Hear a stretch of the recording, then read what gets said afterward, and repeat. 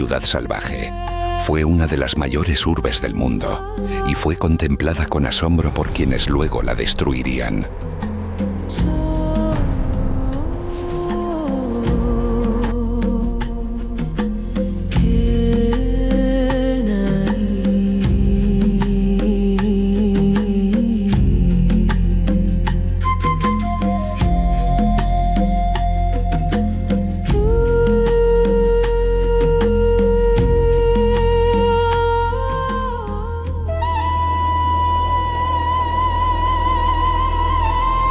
El 8 de noviembre de 1519, Moctezuma Xocoyotzin, el joven, tenía 53 años de edad y era el tlatoani de los mexicas desde 1502. Cortés tenía 34 años. Había llegado a Cuba en 1511 y 7 años después se le confió el mando de una expedición a Yucatán. Salieron de Cuba el 10 de febrero de 1519. Navegaron siguiendo la costa. En Tabasco, tras una batalla ganada, recibieron regalos incluyendo un grupo de mujeres entre las que se encontraba Malintzin. El 21 de abril desembarcaron en San Juan de Ulúa. En mayo fundaron Veracruz.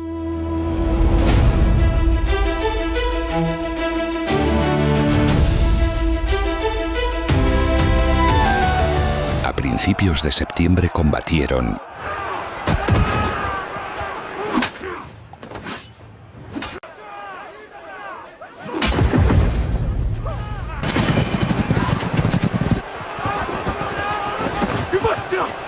La guerra contra los tlaxcaltecas no fue una batalla única, sino una serie de enfrentamientos que duraron aproximadamente 2 semanas. Tlaxcala no fue conquistada, fue más bien un empate táctico con un costo humano altísimo para ambos bandos. La alianza fue una decisión estratégica de las élites tlaxcaltecas, que vieron en los españoles la oportunidad de derrotar a sus ancestrales enemigos, los mexicas, y preservar su autonomía. Esta alianza se selló con la entrega de mujeres nobles, incluyendo a la hija del cacique de Tizatlán, bautizada como Doña Luisa, a quien casaron con Pedro de Alvarado, hombre de confianza de Cortés y pieza clave en los siguientes acontecimientos. Fue un acto que simbolizaba el nuevo pacto y el inicio del mestizaje.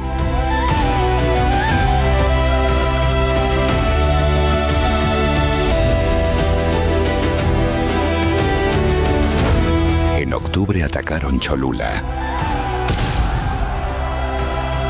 Cholula no era un objetivo militar, era un santuario. Cuando Cholula cayó, cayó también una regla del mundo antiguo. Si los extranjeros podían destruir Cholula, nada estaba a salvo. En octubre de 1519, en la ciudad sagrada de Cholula, algo se rompe para siempre. Lo ocurrido allí será contado de 2 formas distintas, tan distintas que parecen hablar de 2 mundos incompatibles. Para los españoles, el ataque fue una acción preventiva. Hernán Cortés escribió que había descubierto una conspiración, emboscadas, fosas ocultas, armas preparadas. Según sus cartas, la matanza evitó la destrucción de su ejército. Bernal Díaz del Castillo lo diría después con crudeza: fue castigo necesario. En su relato, Cholula fue una advertencia, una demostración de fuerza. Para los pueblos mesoamericanos, lo ocurrido fue otra cosa. Cholula no era una fortaleza, era un santuario, un lugar sagrado, donde se negociaba bajo la protección de los dioses. Los relatos indígenas hablan de traición, de gente desarmada, de sacerdotes y nobles asesinados en los patios ceremoniales. Allí no cayó un ejército, cayó una regla del mundo antiguo. Para unos fue estrategia, para otros sacrilegio, para unos justicia, para otros terror. Y entre ambas versiones la verdad se fragmenta. Pero una cosa es segura: después de Cholula, nadie volvió a mirar a los recién llegados de la misma manera.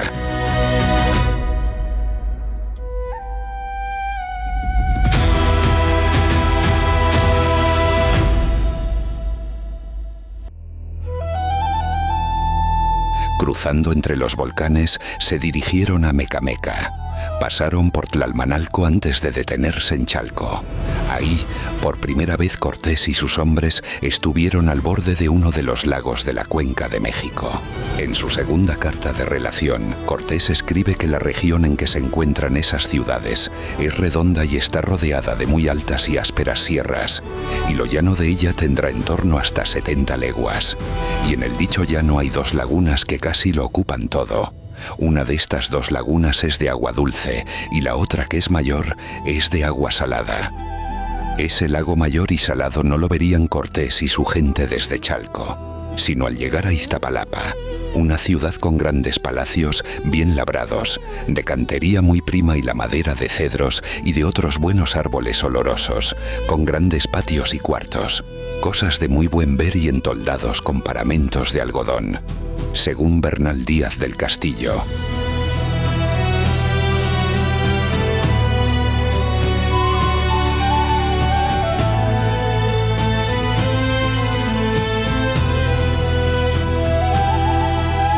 El martes 8 de noviembre de 1519, en la mañana de un día probablemente fresco y luminoso, los soldados de Cortés avanzan hacia la gran ciudad de Temixtitán.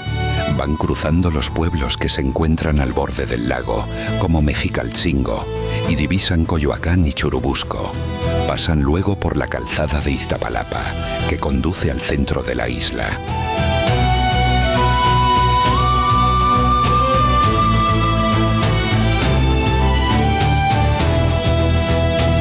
Esa calzada era una de las entradas a la ciudad, tan ancha como 2 lanzas jinetas, dice Cortés, y va tan derecha que no se tuerce poco ni mucho.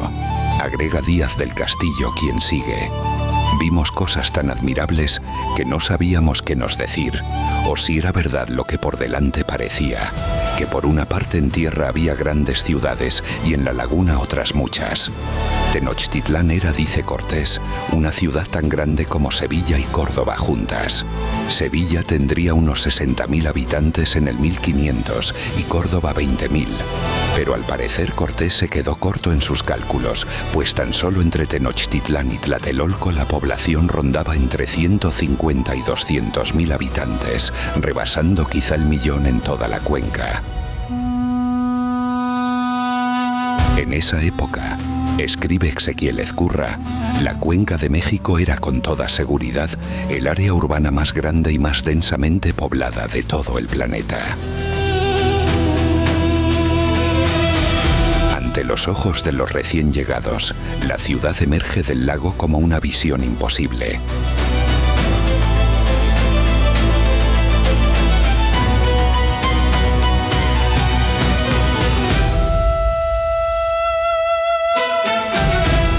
Tenochtitlán, una ciudad ordenada, viva, resplandeciente.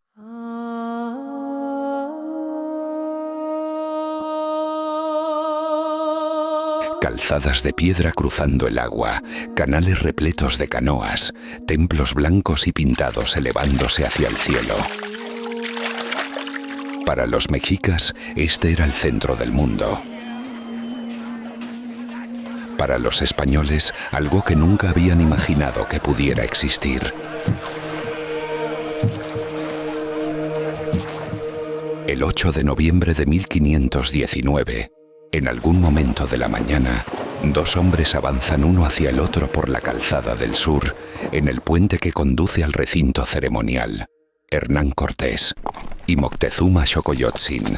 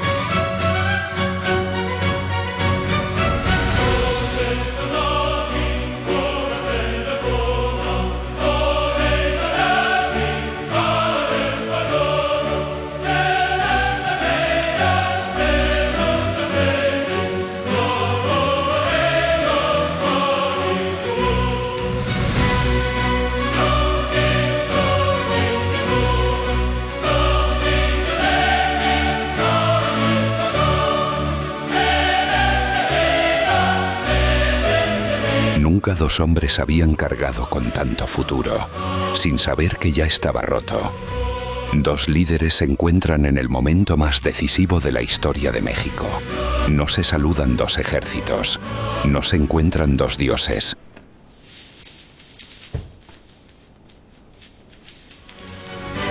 Se miran por primera vez dos mundos que no volverán a entenderse igual. Y sin saberlo, comienza una historia contada durante siglos, entre la fascinación, el miedo y la sangre.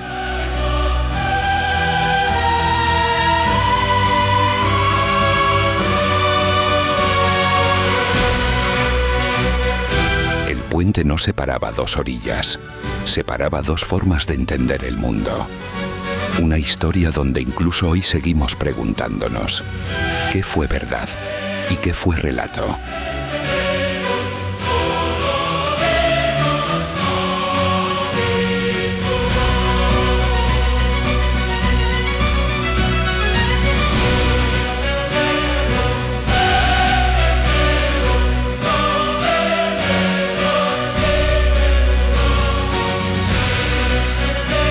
Tras aquel primer encuentro en el puente, nada volvió a ser igual. Hernán Cortés y Moctezuma Xocoyotzin se miraron a los ojos en noviembre de 1519, y con ese gesto comenzó una convivencia frágil, cargada de símbolos, temores y malentendidos.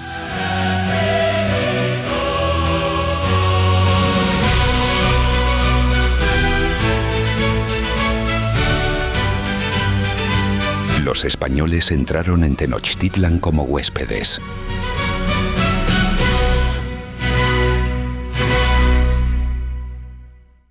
Fueron alojados en el palacio de Axayácatl, rodeados por una ciudad que los desbordaba.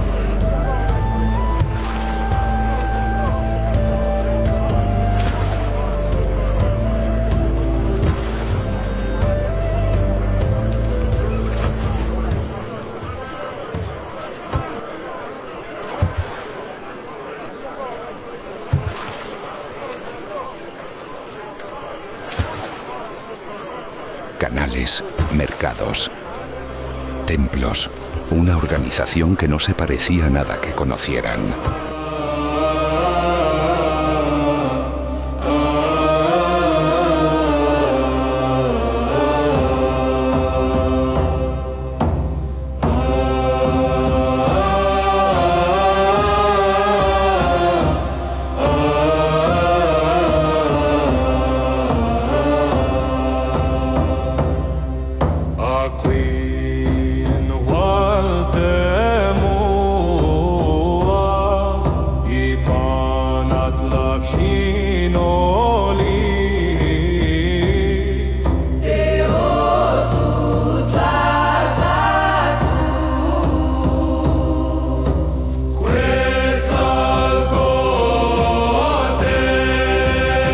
Durante semanas la tensión se mantuvo contenida. Moctezuma gobernaba, Cortés observaba, aprendía y calculaba.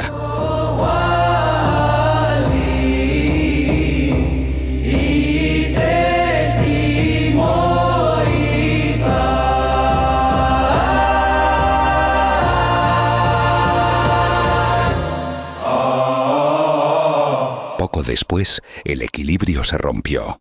Cortés decidió tomar a Moctezuma como rehén, gobernando a través de él.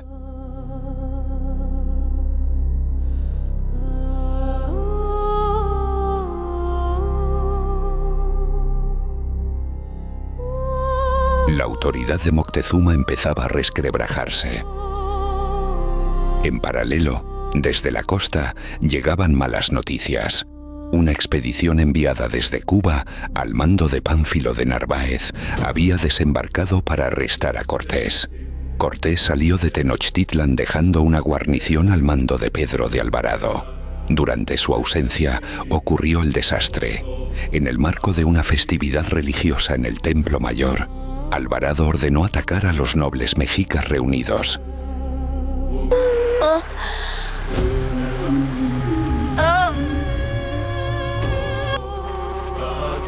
Nana, kankati eatstalk?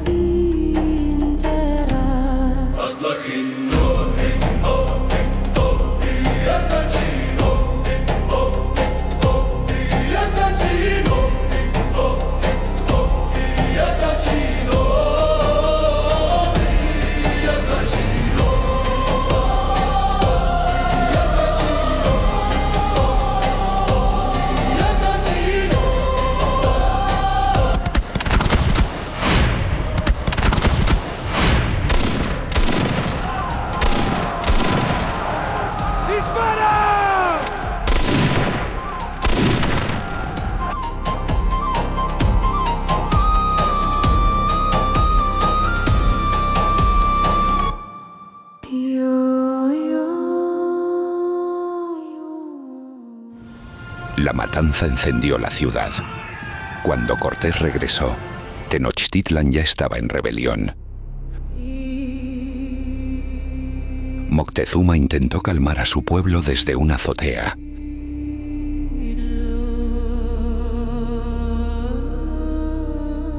Pero fue herido de muerte. Murió poco después. Con él, se extinguía la última posibilidad de entendimiento pacífico.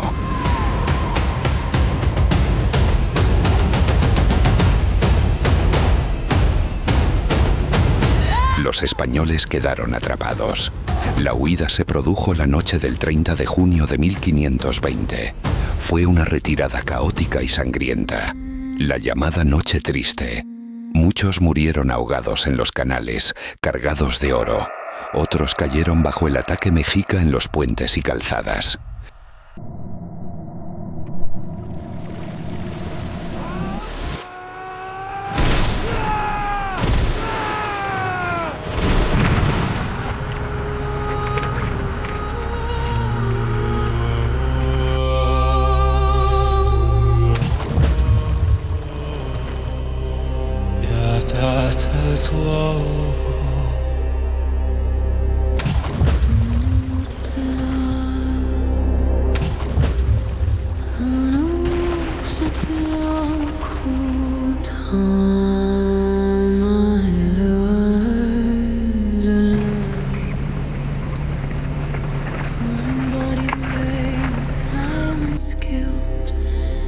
Modern beats no heroic or triumphant to you cinemite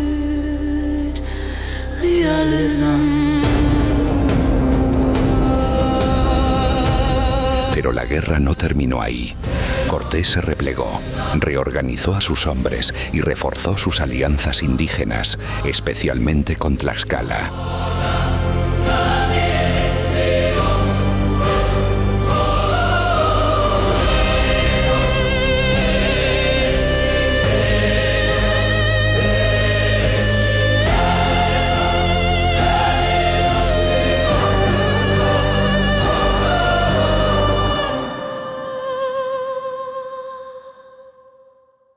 En 1521 inició el asedio final. Mandó construir bergantines para dominar el lago y cortar los suministros de la ciudad. Durante meses, Tenochtitlan resistió entre el hambre, las enfermedades, incluida la viruela, y el combate constante.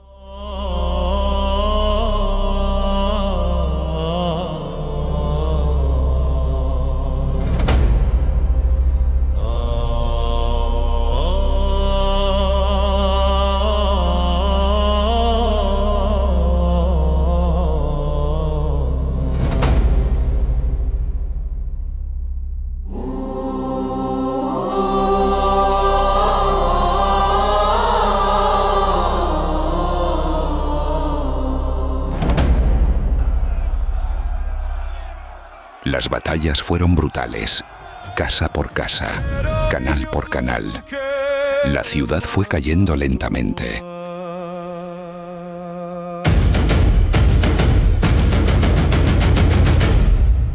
Timoiknelia y Pantonali, Titechmacha, Incuichatl, Yolotl Tikpak Tlahuya.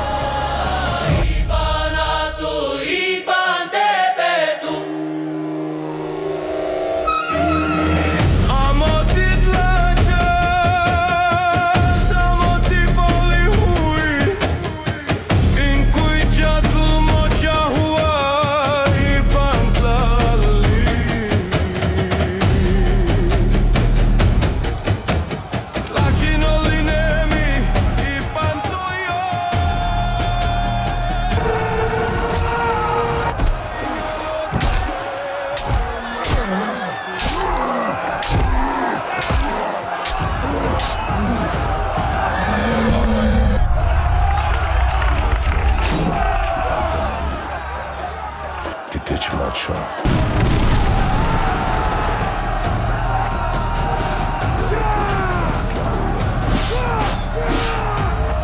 Vamos al Achta. Vamos al Achta. Vamos al Achta.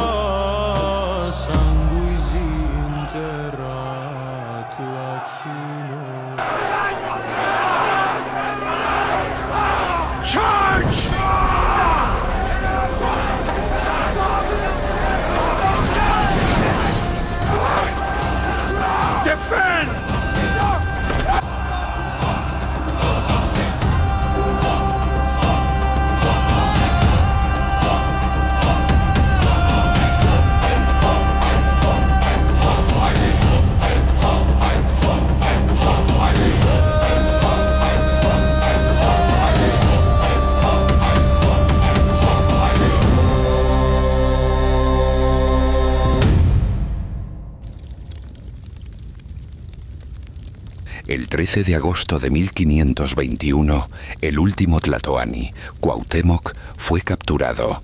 Tenochtitlan había sido derrotada.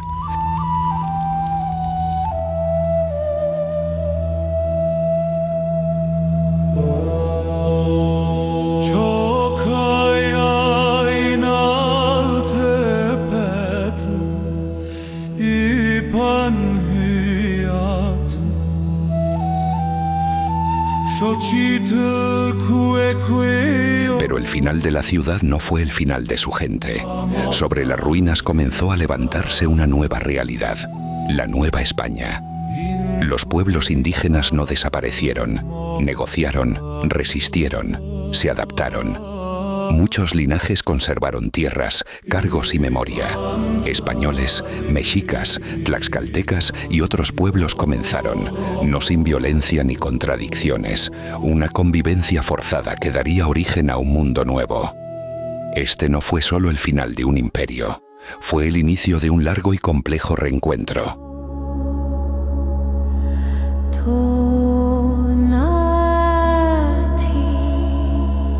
Tenochtitlan no tenía nada que ver con la desgarradora visión del laureado director Mel Gibson. Según las fuentes consultadas desde el aspecto más técnico, esta sería la recreación más fiel de la ciudad y su templo principal sacado de un dibujo realizado de la ciudad original de Tenochtitlan, la antigua Ciudad de México.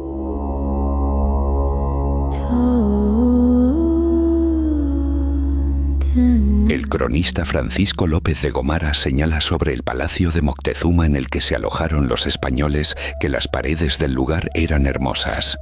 Las paredes de canto, mármol, jaspe, piedra negra, con unas vetas coloradas como rubí, piedra blanca y otra que se trasluce.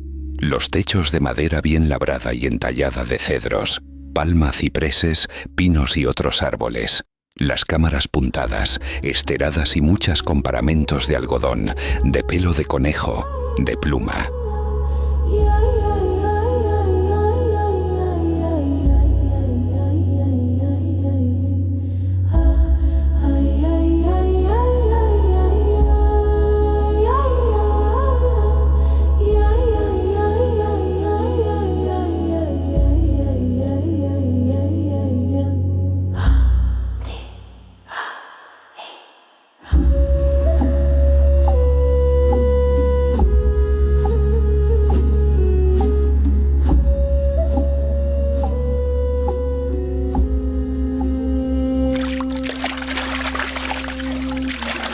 Cuando los españoles entraron en Tenochtitlan en noviembre de 1519, lo que vieron superó cualquier expectativa europea.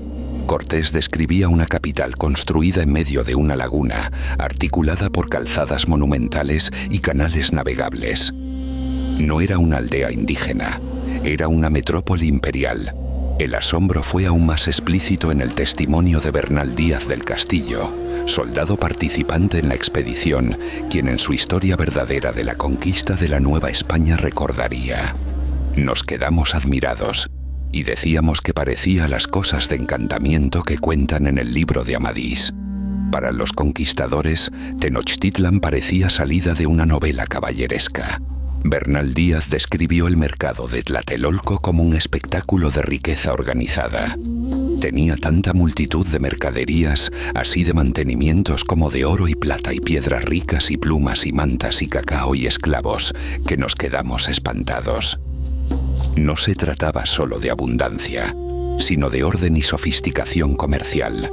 Cortés confirmaba que diariamente concurrían miles de personas y que todo se realizaba con tanto concierto y orden que impresionaba incluso a ojos europeos.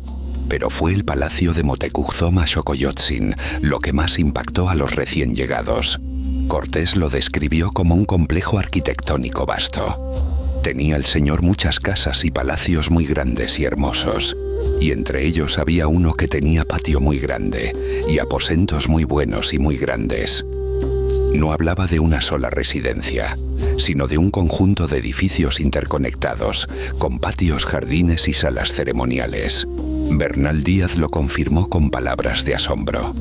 Tenía Moctezuma unas casas tan grandes y tan bien labradas que nos parecía que ninguna cosa semejante habíamos visto. Y detalló: había en ellas grandes salas y aposentos, todos muy bien aderezados y muy limpios, y patios y corredores. La limpieza, la organización y el mantenimiento constante fueron aspectos que los españoles subrayaron repetidamente. Sobre el protocolo y la etiqueta imperial, el lujo no era solo arquitectónico, sino ceremonial. Cortés afirmó que Moctezuma mudaba cada día 4 veces de vestido, y nunca vestía una vez un vestido, sino que no lo tornaba a vestir. Bernal Díaz añadió: le guisaban más de 30 maneras de manjares, y describió el servicio. Le traían de comer en platos de oro y de plata, y otros de barro muy bien pintados. Además, señalaba que el tlatoani era servido por numerosas mujeres y oficiales, en un protocolo cuidadosamente estructurado. El mensaje es claro: la corte mexica funcionaba como una monarquía imperial con una etiqueta refinada y ostentosa. Uno de los elementos más sorprendentes fue la existencia de un zoológico y colección de animales exóticos. Cortés relató: tenía una casa donde tenía muy hermosas aves de rapiña, y otras aves de muchas maneras, y otra casa donde tenía leones y tigres y lobos. Bernal Díaz confirmó: tenía casas llenas de aves de todas maneras, y otras casas donde tenía leones, tigres, adives y otras fieras. Este espacio no era mero entretenimiento, era una demostración simbólica de poder, dominio territorial y riqueza. Décadas después, autores como Antonio de Solís, en su Historia de la Conquista de México, siglo XVII, describieron a México Tenochtitlan como corte magnífica y populosa, cabeza de un imperio dilatado. Para los cronistas, incluso aquellos que escribieron desde Europa, La capital mexica representaba una estructura imperial compleja, urbana, rica y sofisticada. Las crónicas coinciden en un punto fundamental. Tenochtitlan no fue vista como una ciudad primitiva, sino como una capital imperial comparable, e incluso superior en ciertos aspectos, a muchas ciudades europeas del siglo XVI. Sus palacios, su mercado, su zoológico, su protocolo cortesano y su arquitectura hidráulica impresionaron profundamente a quienes la contemplaron por primera vez. El lujo mexica no era improvisado, era estructural, político y ceremonial. Y en el centro de todo, el Palacio de Moctezuma, símbolo visible del poder de un imperio que estaba a punto de cambiar para siempre.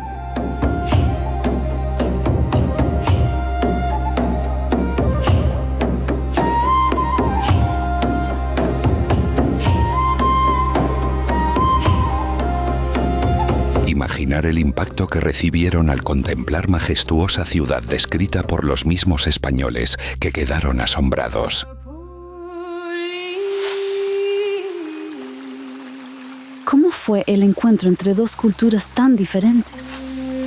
Se ha escrito mucho sobre este suceso y queremos aclarar que no fue como pensábamos. Si utilizamos los datos verídicos de fechas, políticas y momentos históricos, nos daremos cuenta de que fueron años cargados de esperanzas, pasiones e historias irrepetibles, donde hubo guerras, pero también hubo momentos de paz, de aprendizaje mutuo y de convivencia entre dos maneras de ver el mundo. Recrearemos para tus sentidos una nueva forma de ver la historia.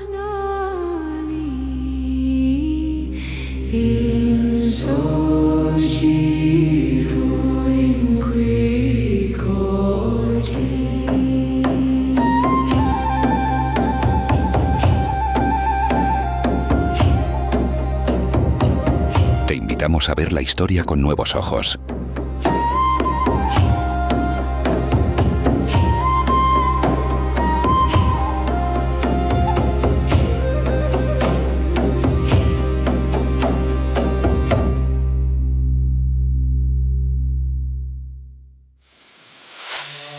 A finales del siglo XV, Europa vivía un momento de expansión y rivalidades.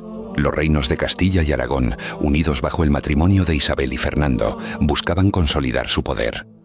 La caída de Constantinopla en 1453 había cerrado las rutas comerciales hacia Asia, impulsando la búsqueda de nuevas rutas marítimas. Cristóbal Colón, un navegante visionario pero también un hombre de su tiempo, encontró en los reyes católicos el apoyo que otros reinos le habían negado. Por el otro lado, México era el pueblo y civilización mexica, un pueblo con 120 años de historia que se encontraba en plena expansión cultural de su imperio. Eran los mal llamados aztecas, por una confusión con los nombres locales, ya que aztecas era como llamaban a los habitantes de la zona local donde los españoles llegaron, y estos dieron ese gentilicio a toda la civilización.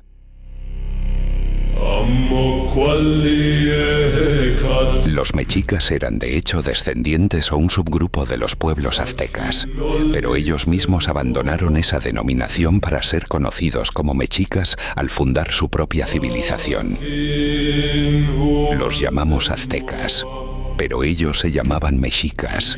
Azteca es el nombre del mito, mexica el de la historia.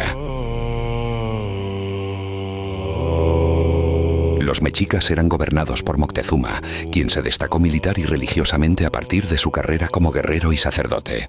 Por su educación, se le consideró un experto en la lectura de los códices antiguos desde que era adolescente, y empezó su carrera religiosa y militar durante esta etapa de su vida. Durante su reinado, el imperio alcanzó su máxima expansión territorial, capturando múltiples territorios a través de la guerra, principalmente en los actuales estados de Oaxaca y Guerrero. Se trató de una de las figuras más militarmente activas en la historia de México. Sin embargo, la mayoría de las actividades militares de Moctezuma se centraron en la estabilización del imperio a través de la supresión de rebeliones a partir de la acción militar.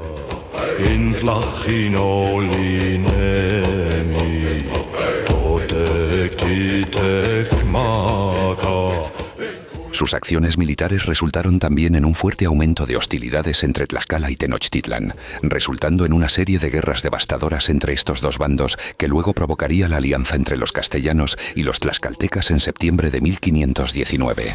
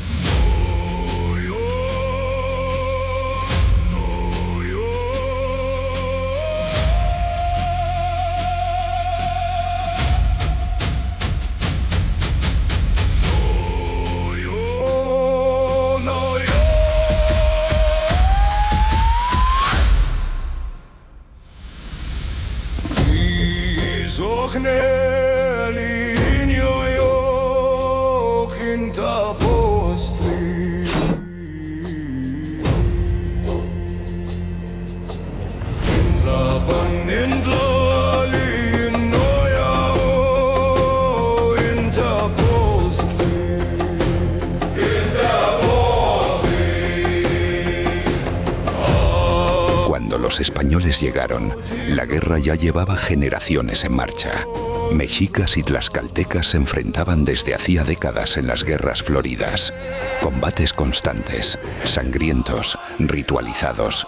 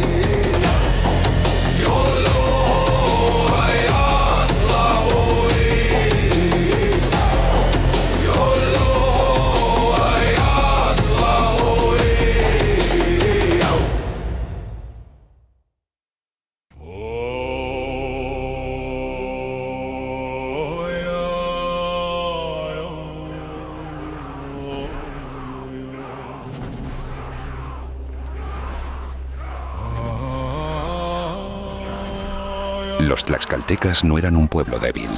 Eran guerreros de élite, tan formidables como los mexicas en el arte de la guerra.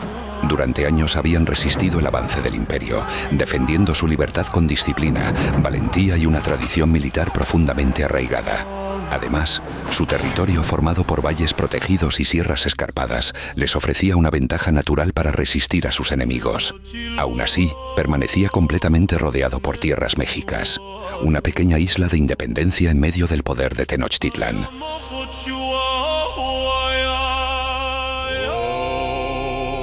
Para los tlaxcaltecas, la guerra no era solo cuestión de valor, sino también de identidad. Su vestimenta reflejaba una república de guerreros, donde la funcionalidad primaba sobre la ostentación del imperio mexica. Ambos pueblos compartían el Ixcahuipili, una armadura de algodón acolchado tan efectiva que los propios españoles la adoptaron. Pero la gran diferencia estaba en el tlahuiztli, que eran sus uniformes de guerra de alto rango, y consistía en un traje completo compuesto de plumas o de algodón con mosaicos de plumas, trajes de jaguar, de águila, etc.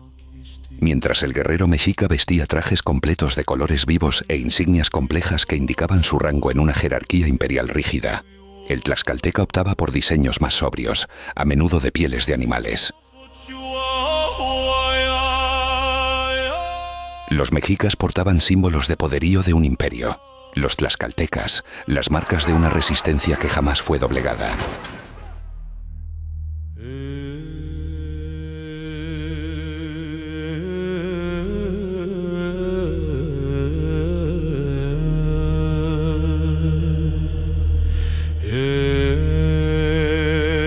La llegada de Colón a América en 1492 no fue solo un acto de exploración, sino el inicio de un choque de culturas que cambiaría el curso de la historia. Las alianzas con algunos pueblos indígenas y la guerra contra otros permitieron a los españoles establecerse en el continente. Este encuentro, aunque marcado por la violencia y la conquista, también fue profundamente transformador. América se convirtió en un crisol de culturas, donde lo europeo, lo indígena y lo africano se fusionaron, dando origen a una nueva identidad. Fue un proceso emotivo, lleno de luces y sombras, que nos invita a reflexionar sobre cómo el pasado, con sus complejidades, ha dado forma al mundo que conocemos hoy. Recrearemos citas históricas, cuadros, esculturas y códices para encontrar la ventana al pasado que nos conecte con amor y curiosidad. Cuando los españoles llegaron a América Central, se toparon con numerosos pueblos y civilizaciones. Entre las culturas mesoamericanas más importantes se encontraban los olmecas, los mayas, los teotihuacanos, los zapotecas, los toltecas o los mexicas. Un complejo y hermoso tapiz de culturas y pueblos diversos, con un alto grado de sofisticación. Analizaremos las crónicas de unos y de otros para poder hacernos las preguntas adecuadas para obtener las respuestas más valiosas.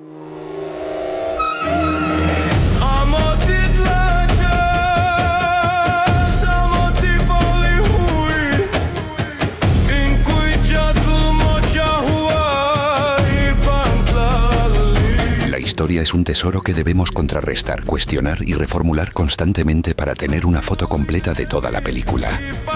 Para poder entender la historia hay que despojarse de prejuicios y de ideas preconcebidas. Tener una mente limpia de reproches y de juicios. La historia no deja de ser un ejercicio de imaginación en base a restos dejados en el tiempo, y a veces se convierte en un ejercicio de imaginación colectivo.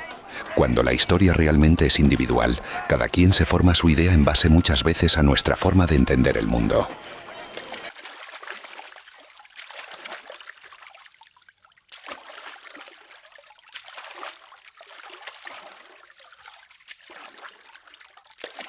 Sobre Tenochtitlán, Hernán Cortés escribió con admiración y describió sus calles que, según sus palabras, la mitad eran de tierra y la mitad de agua, por lo que debían transitarse en canoas. También habló de los puentes que atravesaban estas vías, que eran tan sólidos y anchos que podían pasar 10 caballos juntos a la par. Tan impresionante le resultó al conquistador Tenochtitlán y la Confederación Mexica que en su segunda carta de relación llegó a sugerir a Carlos V que se erigiese en emperador de aquellas tierras, lo cual, decía, no sería menos meritorio que la corona imperial de Alemania.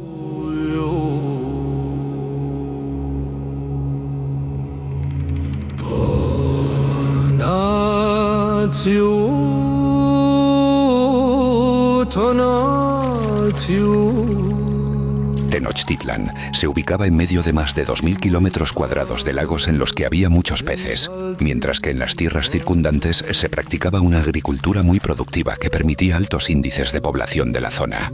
Los cronistas españoles narran el tamaño de la capital México y el grado organizativo de las funciones sociales de la misma. Muchos de los soldados de Cortés no conocían hasta entonces una ciudad tan grande. Un vistazo a Tenochtitlán pudo haber mostrado un sinnúmero de canoas, unas 60.000 un día de actividad normal, yendo y viniendo desde el centro hasta los márgenes de los lagos. Y una ciudad con cerca de 50 grandes edificios que destacaban por encima de las casas que por lo general eran de un solo piso. Los canales se usaban para el transporte con barcas. Había barcazas para la recolección de desperdicios y otras para la recolección de excremento, que era utilizado como abono en las chinampas que eran huertos creados sobre el propio lago.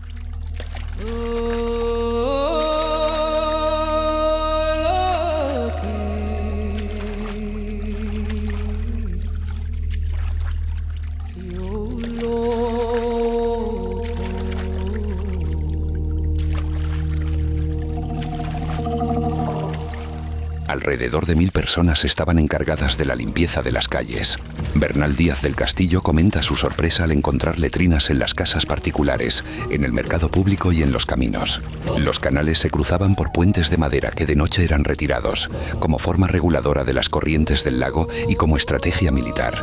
A pesar de que el lago de Texcoco era salado, la ciudad estaba rodeada de agua dulce gracias a los diques construidos por los mexicas y que permitían concentrar ahí el agua que desembocaba de los ríos que alimentaban al lago.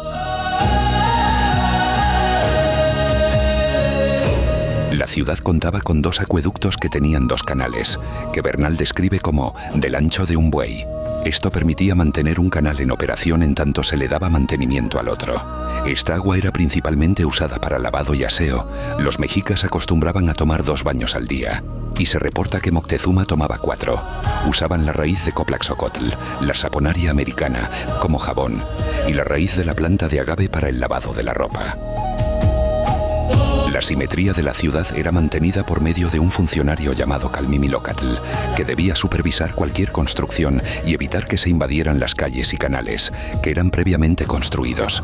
La organización social y económica de los pueblos de la época eran en los calpullis, traducido sería barrios, y eran su base local.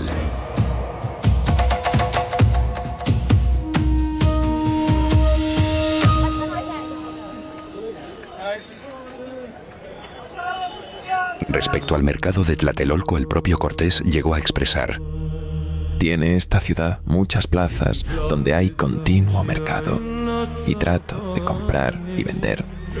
Tiene otra plaza grande como 2 veces la ciudad de Salamanca, toda cercada de portales alrededor, donde hay cotidianamente arriba de 60.000 ánimas comprando y vendiendo, donde hay todos los géneros de mercadurías que en todas las tierras se hallan, así de mantenimientos como de vitualla, joyas de oro y de plata, de plomo, de latón, de cobre, de estaño, de piedras, de huesos, de conchas, de caracoles y de plumas. Véndese cal, piedra labrada y por labrar, adobes, ladrillos, madera labrada y por labrar de diversas maneras. Hay calle de caza donde venden todos los linajes de aves que hay en la tierra, así como gallinas, perdices, codornices, lavancos, dorales, tórtolas, palomas, pajaritos en cañuela, papagayos, águilas, halcones, gavilanes y cernícalos. Y de algunas de estas aves de rapiña venden los cueros con su pluma y cabezas y picos y uñas. Finalmente, que en los dichos mercados se venden todas cuantas cosas se hallan en toda la tierra, que además de las que he dicho son tantas y de tantas calidades, que por la prolijidad y por no me ocurrir tantas a la memoria, y por aún no saber poner los nombres, no las expreso. Cada género de mercaduría se vende en su calle, sin que entremetan otra mercaduría ninguna, y en esto tienen mucha orden.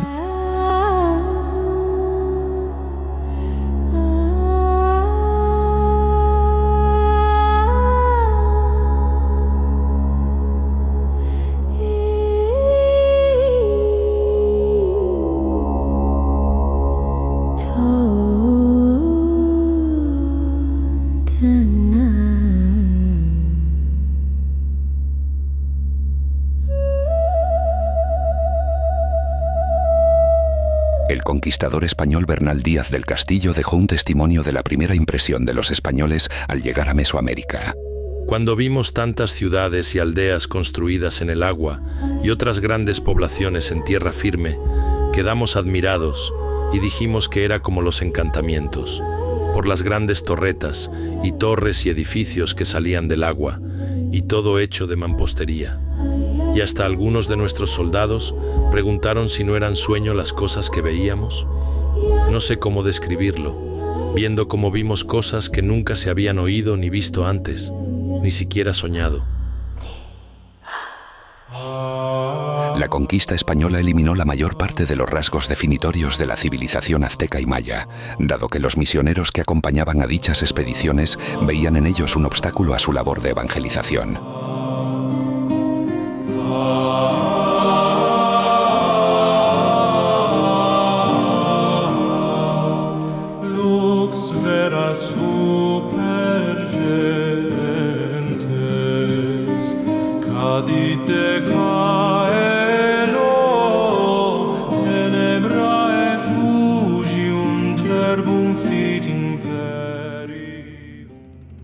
Las clases altas y la nobleza tenían esclavos fruto de las campañas militares. En el pasado, en ciertos momentos críticos, nuestros dirigentes cayeron bajo la sumisión de sacerdotes y guerreros.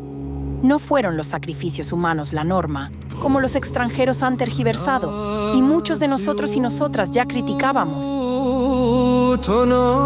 Los sacrificios rituales es muy probable que no se realizaran en las cantidades que decían los cronistas españoles. Comparen los datos que vierten las crónicas españolas, donde llegan a asegurar que en 3 días de festividades, los mexicas sacrificaron a 80.400 personas. Ni siquiera en los mataderos actuales más industrializados consiguen llegar a semejante cantidad de números. Esta extrema exageración nos permite ver muy claramente que había un interés en mantener este relato. Como se hizo en la península ibérica con los judíos, a los cuales acusaban de realizar sacrificios humanos en rituales, algo que fue demostrado que era deliberadamente falso para provocar la expulsión de los judíos de la península. Comparar las 80.400 víctimas que pregonaban los historiadores españoles con el muro de calaveras que sí se encontraron en la Ciudad de México, donde se excavaron 484 cráneos humanos. Esas no son las cantidades que los españoles manejaban ni contaban, teniendo en cuenta además que Tenochtitlan estaba en guerra constante. No son cifras tan escandalosas y podrían dibujar una realidad muy diferente de las costumbres rituales que realmente practicaban.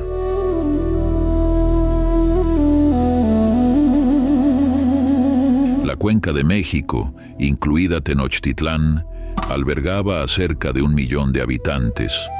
Las estimaciones sobre la población total en el actual territorio mexicano, en 1519, varían considerablemente, pero los estudios modernos sugieren que la población del Imperio Mexica, o Triple Alianza, era aproximadamente de 6 a 15 millones de personas.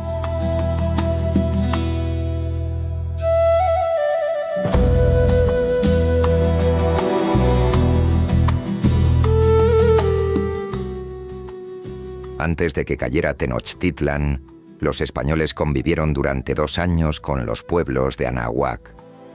Ningún español fue testigo de un sacrificio humano. Todas las menciones y dibujos de sacrificios que aparecen en las crónicas de la época son de oídas. Las leyes españolas solo permitían colonizar otras tierras si sus moradores cometían actos de inhumanidad o contra natura, como el canibalismo, los sacrificios humanos o la sodomía institucional. Por lo tanto, los colonizadores necesitaban de esos actos para justificarse, inventándolos o exagerándolos de ser necesario.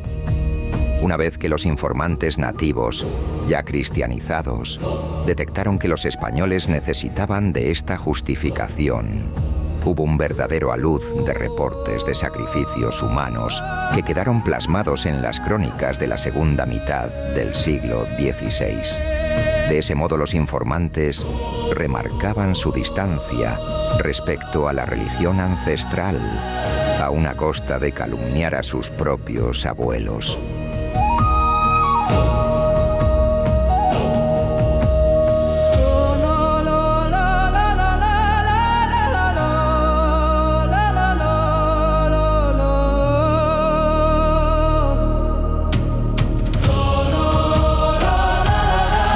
La religión anahuaca era muy simbólica y se basaba en los principios del merecimiento y el autosacrificio, los cuales se ejemplificaban mediante imágenes de muerte, tan gráficas como el crucificado de los cristianos. Si uno va con prejuicios a la información, es muy fácil tomar esos emblemas como literalidades.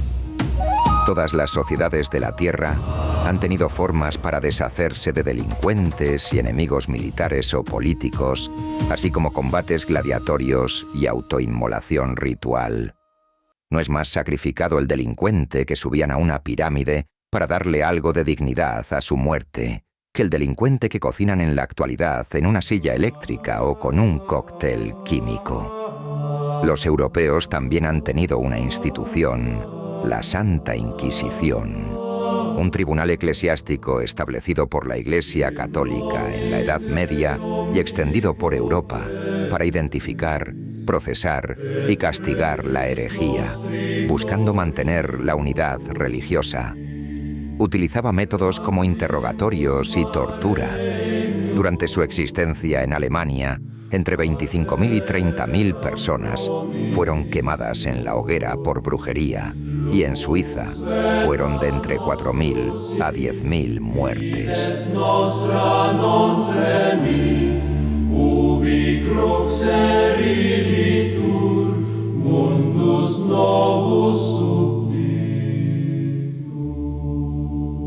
Muchos datos nos dicen la verdad sobre los sacrificios humanos en Mesoamérica. Se afirmaba que los mayas sacrificaban doncellas en el cenote de Chichén Itzá. Cuando dicho pozo fue dragado a principios del siglo XX, se encontraron los restos de 200 personas de toda edad y sexo. Si tenemos en cuenta que el sitio fue habitado desde hace al menos 10.000 años, eso significa 2 ahogados por siglo, lo cual parece una cuota mucho menos sensacionalista que las que decían las crónicas españolas, donde hablaban de cifras desorbitadas que no encajan con los hallazgos de calaveras rituales encontradas. Al tomar en sentido literal las imágenes de decapitados que aparecen en los relieves aztecas y mayas, creyeron que todo estaba relacionado con el sacrificio ritual y mezclaron erróneamente los conceptos y tradiciones. Unido a la legislación de la época, sacaron ventaja de esta confusión, provocando las deliberadas crónicas exageradas con números y actos extremos para obtener un beneficio legal. Fijaos, si fueron exagerados en sus formas, que Fray Bartolomé de las Casas dijo sentirse obligado a criticar los supuestos abusos cometidos durante la colonización en contra de los indígenas americanos. Pero también hay que decir que de las Casas nunca salió de su diócesis, ni se integró en ninguna comunidad indígena, ni aprendió ninguna lengua de los naturales. Sin embargo, sus escritos se han presentado como una descripción en primera persona, y así fueron difundidos por las potencias europeas rivales de la monarquía hispánica. Debemos ser conscientes de la guerra informativa que existía también en aquella época, donde se buscaba interesadamente mantener un relato. Ingleses, franceses y portugueses realzaban las crónicas de la leyenda negra contra los españoles, mientras los españoles realzaban la leyenda negra de los nativos americanos contra otros pueblos. Era una lucha geopolítica no muy diferente a la que hoy se vive en los argumentos y mentiras sobre las guerras que intentan justificar cada bando para sus propios beneficios.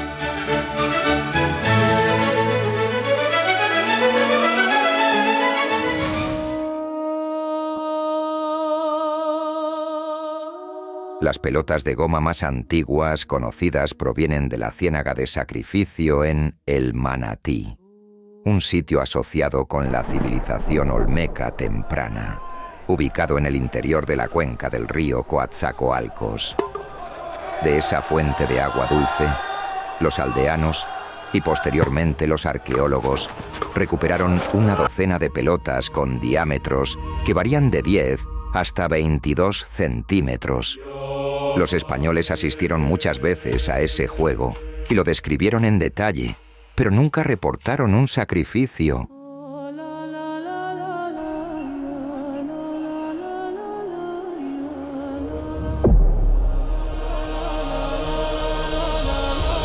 El escritor y colonizador español Fernández de Oviedo describió Tenochtitlán como una ciudad palaciega, edificada en medio del lago Texcoco, con casas principales, porque todos los vasallos de Moctezuma solían tener residencia en la capital, donde vivían una parte del año.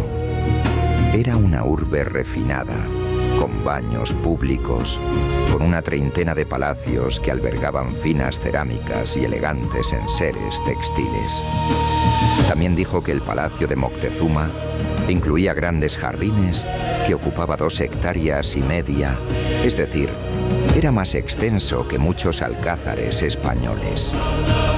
El ejemplo más claro del alto grado de desarrollo de su ingeniería es sin duda el acueducto que abastecía la ciudad, el de Chapultepec, que traía el preciado líquido desde un extremo del lago Texcoco.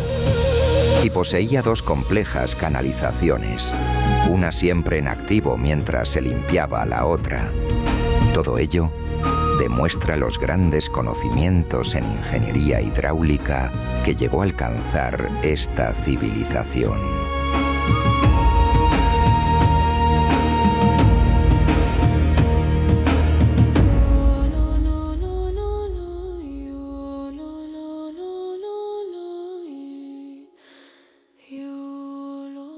En películas como la de Apocalipto, aparte de que le dan total veracidad a las crónicas españolas sobre los sacrificios, muestran una ciudad fea, sucia, llena de pobreza e injusticia, donde sus habitantes viven alocados y tratados deliberadamente de caníbales.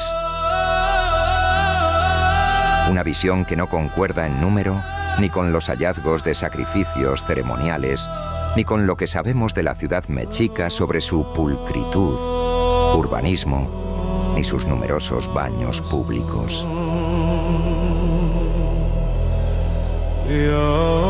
La evidencia actual apunta a un escenario intermedio. Los sacrificios eran reales, estructurados y rituales, probablemente miles a lo largo de décadas, pero no en magnitudes industriales concentradas en apenas 4 días.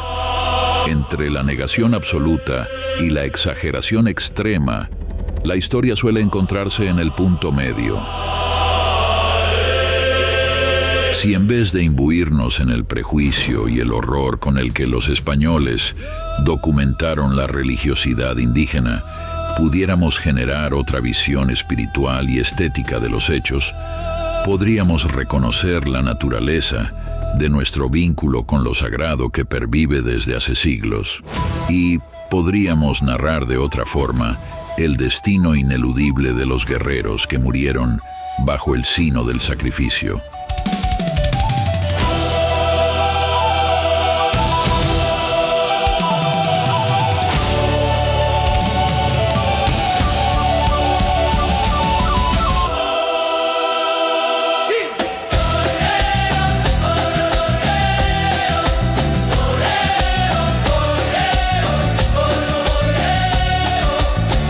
Los europeos del siglo XVI podrían o serían capaces de percibir la sensibilidad mesoamericana, la sensibilidad que tenían alrededor de la vida, de lo divino y de la muerte. A pesar del prejuicio ideológico de cruzada que tenían, quizás sí, y quien nos dejó un ejemplo de ello fue el precursor del Renacimiento en Europa, el artista alemán Alberto Durero. Te citaremos la anécdota. El 18 de junio de 1519, Hernán Cortés recibe un gran presente de joyas, oro, plumajes y ropas de Moctezuma, quien envía este impresionante regalo a Europa.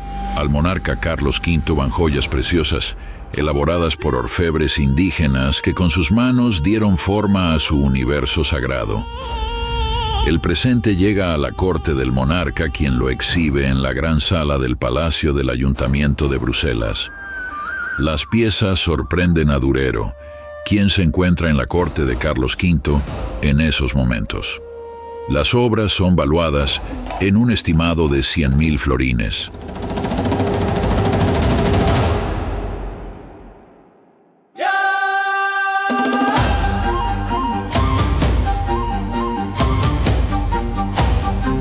El artista alemán escribe en su diario: A lo largo de mi vida, nada he visto que regocije tanto mi corazón como estas cosas. Entre ellas, he encontrado objetos maravillosamente artísticos y he admirado los sutiles ingenios de los hombres de estas tierras extrañas. Me siento incapaz de expresar mis sentimientos.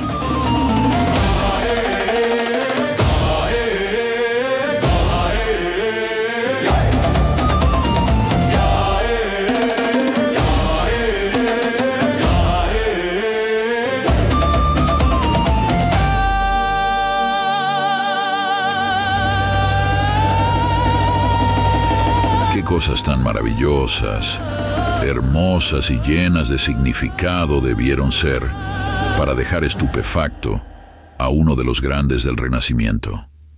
Detrás de cada una de esas piezas de arte hubo una cosmovisión sagrada que implicaba, entre otras cosas, la representación simbólica del sacrificio humano. Dentro de su cosmología, la muerte formaba parte de la vida. Al igual que los budistas, el alma renace, pero también los cristianos renacen con Jesús alegóricamente, por lo que es muy probable que al final se entendieran entre ellas y terminaran formando la riqueza cultural y espiritual, cristiana e indígena que conocemos hoy en día. Quizás es el momento en el que podemos empatizar con Durero y conmovernos con la complejidad y belleza del mundo mesoamericano, en lugar de suscribir una ideología que despreció e infravaloró lo no cristiano como incivilizado, cruel y despiadado.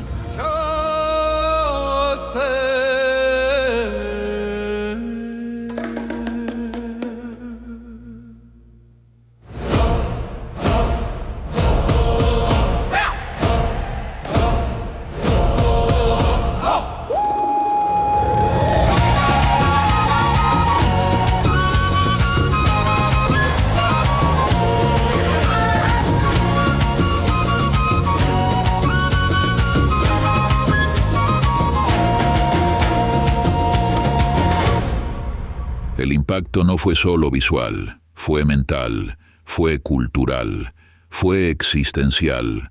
Los conquistadores habían llegado esperando aldeas dispersas y hallaron un imperio organizado, sofisticado y profundamente distinto. Nada en su experiencia previa los había preparado para Tenochtitlan.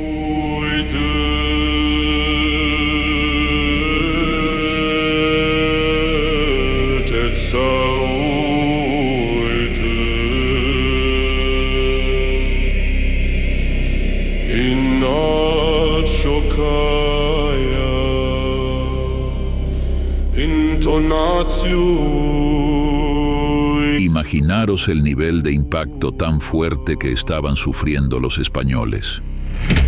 Es realmente difícil hacerse una idea de los años posteriores al reencuentro debido a las diferencias culturales tan brutales que los separaban.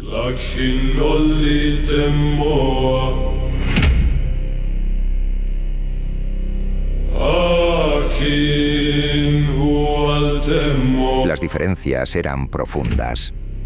Para los mexicas, el tiempo giraba en ciclos eternos y el cosmos debía mantenerse en equilibrio. Para los españoles, la historia avanzaba hacia un juicio final y una salvación definitiva.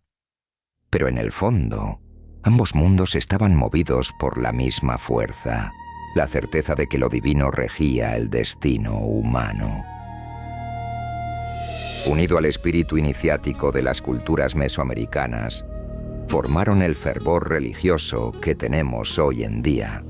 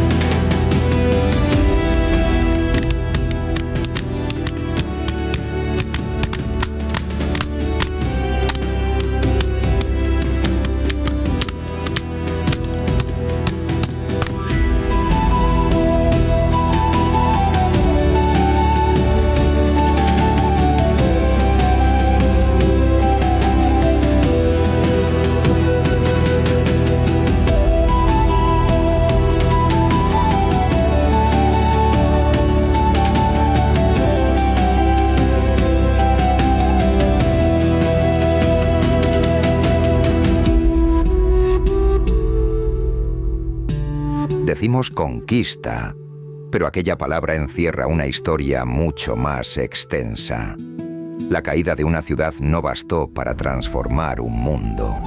Durante décadas el territorio mexica vivió una lenta y profunda mutación hasta convertirse en lo que la corona llamaría Nueva España.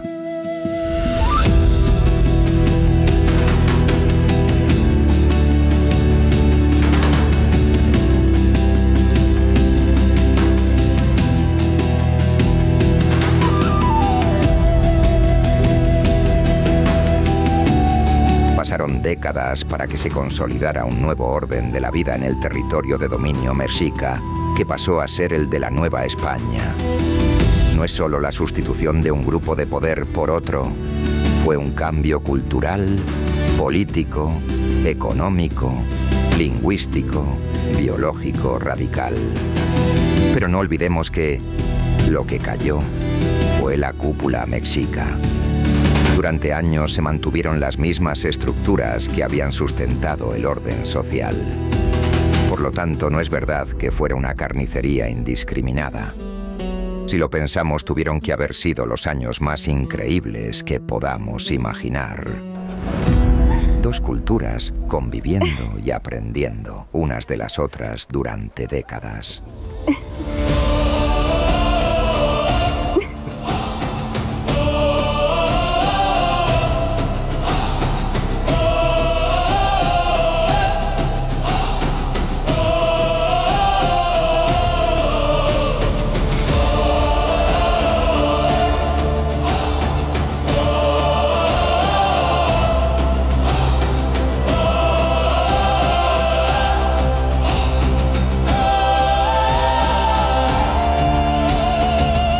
Sabiendo como sabemos que tenían cosmovisiones tan diferentes, el choque tuvo que haber sido de unas dimensiones difíciles de asimilar. Está claro que los mexicas habrían cogido todo aquello nuevo que les llegaba y les mejoraba su calidad de vida. Por algo poco después, México se posicionó como una de las ciudades más importantes del mundo, tanto económicamente como culturalmente.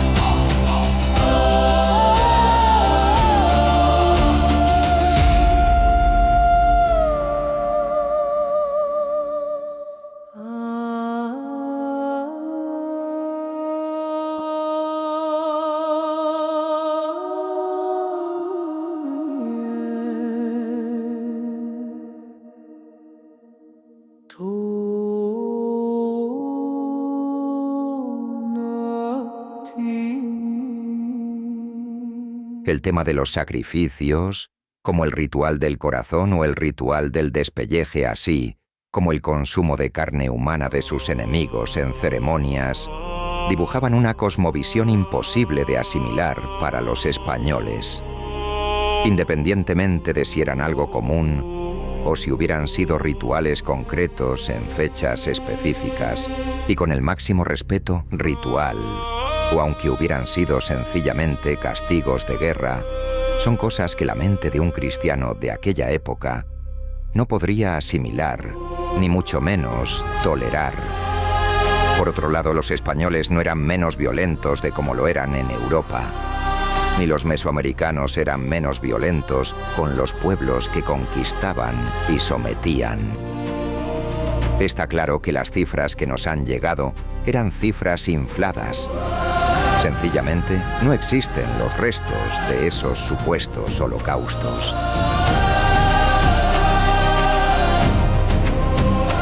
Y es sabido históricamente que las cifras siempre se han inflado para unos u otros intereses. El reencuentro fue inevitable e irrepetible.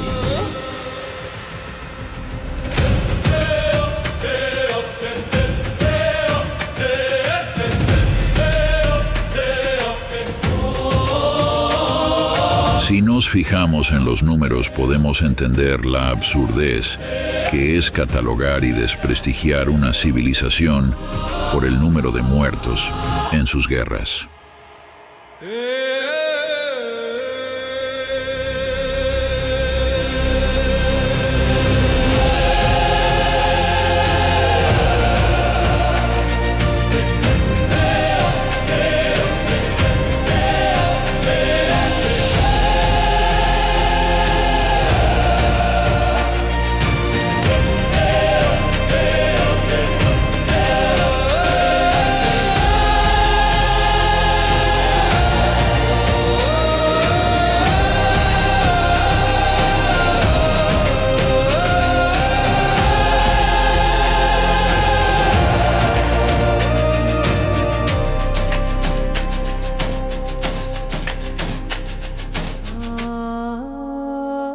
Por todo esto, no debemos dejarnos llevar por los relatos imperiales.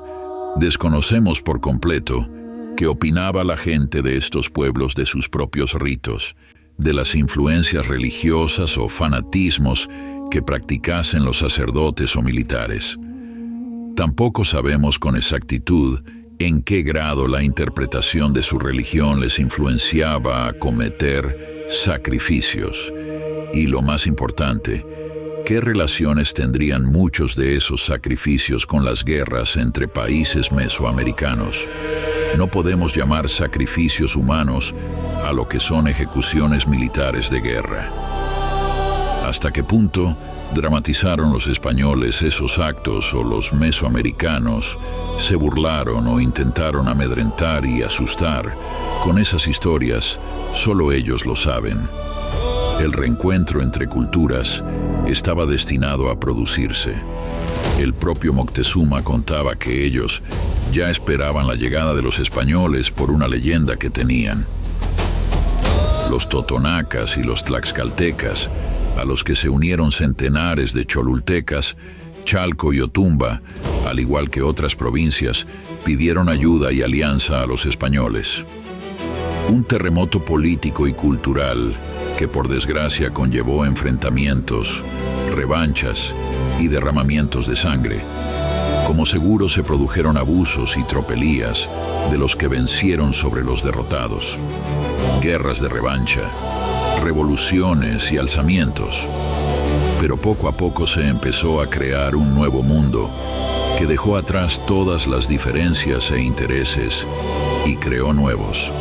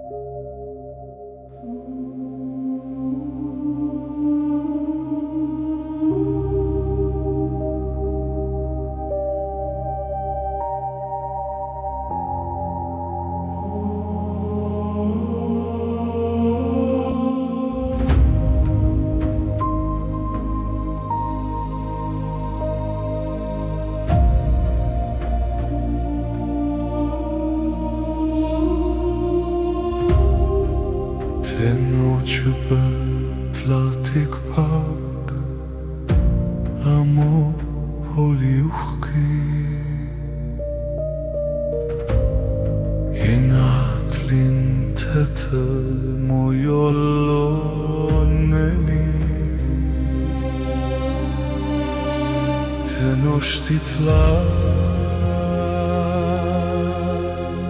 Ayach Mifri, Moquipa,